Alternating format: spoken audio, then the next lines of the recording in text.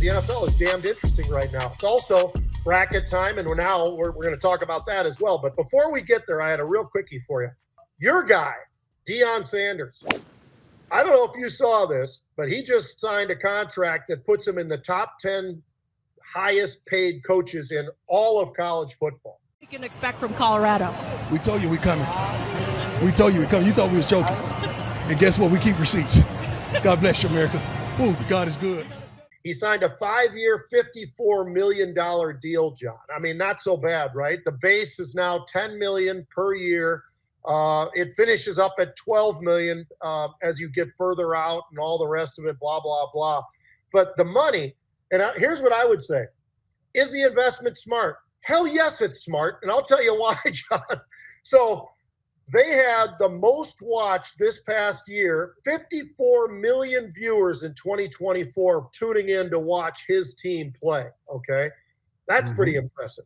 And then you go to the Alamo Bowl, and it's a record. They had 8 million people watching during the Alamo Bowl this year because they got Shador, they've got all these other great players, Travis Hunter, the Heisman Trophy winner. I mean, you know, so not so bad would be the way I would phrase that one. He's got all these other ex-pro athletes that are out there coaching too, John. So, you know, if you're a kid out there and you're kind of on the fence and you're looking between going to Colorado or going to wherever, I think you start leaning towards Colorado, right? I mean, he has turned a corner to some degree. They are not winning every game. We all know that, but it's just amazing, John. How about this? Applications have increased at the school level 20% year over year. They've increased 18% from the out-of-state guys that are applying for it.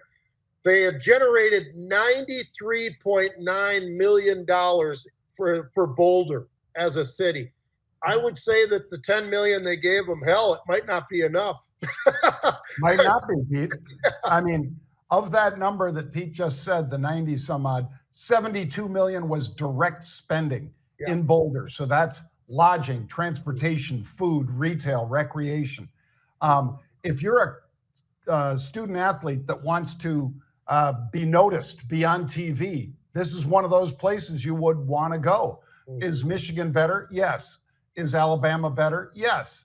But you're getting close to rivaling those schools in terms of exposure, Pete. And exposure is what gets you, you know, the first round picks. Yeah. So in 2024, Pete, the Colorado said they had record revenue because of him, $146 million. Football ticket sales, 31.2 million, more than double the previous record. You go there now, you can't get a ticket. Right. Even the students have a hard time getting tickets, Pete. And they police it pretty closely. So they might need to expand that damn stadium. But this is a good deal for Deion. It's a great deal for Boulder. Yeah, you got to love it. It's unbelievable. By the way, just on a side note, did you see what Stanford did? I mean, it's unbelievable, John. Andrew Luck came out there. He just got hired less than a month ago, something close to that anyway. So about a month ago, he comes in as the general manager. This is a new position for Stanford. A lot of schools are starting to add this in. Many of them already have. LSU's done it for years. Alabama's done it for years. Georgia's done it for years.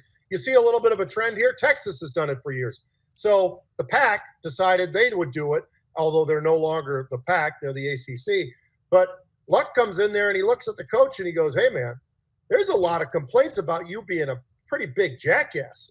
And he goes, you're out. And I mean, like, that's not what he was hired for. But you know what, John? I can't blame him for doing it. I mean, it's his school. He came there. He wanted to do whatever he can do as a general manager. Well, he was supposed to do all these other things. And he looked at the coach and said, look, we can't recruit because we don't have the right coach. Now, the other issue is the guys who like the coach, they've lost 20 guys so far to the portal from Stanford. So a lot of, you know, this and that, but I personally think that Andrew Luck actually did the right thing. What about you? A real quickie on this one. Yeah, I'd say it's the right thing. I mean, you know, he talked to the players. He didn't just come in all emotional, Pete. Right. Talked to the players. A lot of those players did not like this coach. Right. Granted, the guys that go into the portal, it's not always because they don't like the coach. Right. Quite frequently, it's because they get a better opportunity somewhere else, or they think they can get a better opportunity somewhere else. And so they go. So you're always, as long as this is the way it is right now, Pete, you're going to see movement no matter how well liked the coach is. Even Deion sees players leaving his space as well. Oh, yeah. Guys want to play and guys want to get money. And if they're not getting the money from their school, they're going to somewhere else, which ties into the next thing. NCAA tournament, okay? I don't know if I've ever seen this happen before, John. I can't remember it anyways, but it probably has happened sometime. But all 4 number 1 seeds are in the Final Four. I mean, I can't remember seeing that. Now, doesn't mean it hasn't happened. I didn't go out and fully research the whole thing. I just found it really interesting. I know we haven't seen that for a while because there's always that sneaky number 2 or that sneaky number 8 or whatever that somehow gets in there. But I think this is a testament to one thing, John, NIL. Now, think about this for a second. We had 12 teams from the SEC make it in there, right? They got into the tournament this year. They got 2 into the Final Four, right? I mean, so that's kind of interesting. You got Florida, you got Auburn, then you get the ACC, you get Duke, and then you get the Big 12, and you got Houston. Houston is a scary team that can really, really play. But Duke's got the best player I've seen in a really long time in Flag, John. I think he's really special. But I just wanted to say, take a look at where the NIL money really sits, okay? And just to give you a little idea, I looked up at the top 10 NIL schools, right? Well, Tennessee, they've got 30 million. Texas got somewhere in the upper 20s. Ole Miss has got theirs. Florida's got theirs. Missouri's got theirs.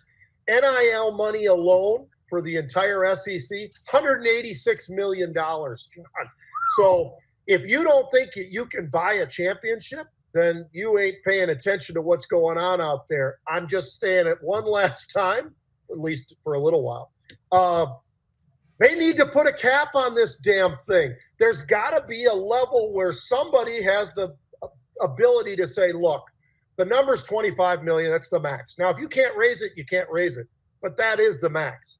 And until they do that, John, we're going to see this go more and more into that.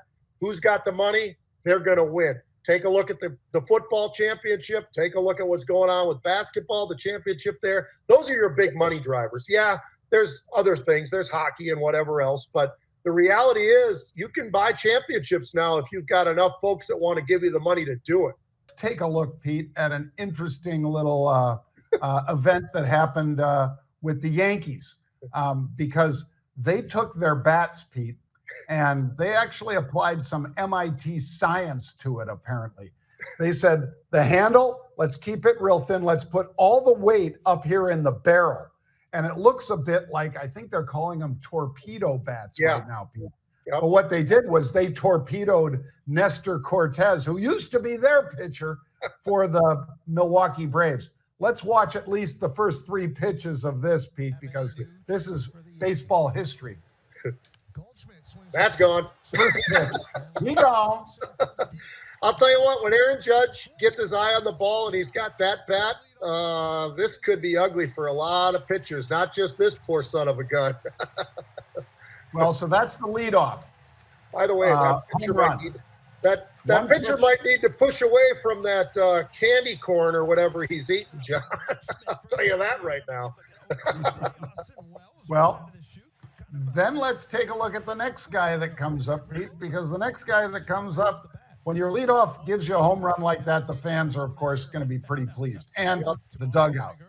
But let's see what happens when the next guy steps into that box. Does Nestor brush him back, or does he throw one right down the pipe? Let's see. He's a former Yankee. He's not going to brush him. He's going to throw it right down the middle and watch another one go over his head. The poor bastard. Well, what did he say, Pete, in Bull Durham? Last time I saw one fly that far, it had a stewardess on it. Look at the smile, the smirk on his face. And there's Aaron Judge coming up. So that's number 99, the biggest home run hitter in the American League coming up now. And you've thrown 2 pitches, 2 home runs. This is baseball history right here, Pete. Take a look. Yeah. And on a perfect day, too. Okay, here comes the pitch. He's only like 6'8" or whatever he is. He just that thing there was goes out for Decker. God, that thing got out of there faster than a Tesla. I'll tell you that right now. That poor They son. already pulled the other pitcher, Pete. That's not Nestor anymore. Yeah. I mean, honestly, former Yankee and the whole thing. I mean, it's just they are good. They pay a lot of money for their players, and it actually works. It doesn't always work. Look at the Mets. A lot of the time, they pay a lot. Stevie Cohen does a great job trying to get the best guys he can, pays for the rest. Mm-hmm. But the Yankees have been doing it for so long, it's just amazing. Yeah. There. Goodbye, Nestor. All right. That's another highlight. There it is, right on that fat part of the bat, Pete, the torpedo. Unreal.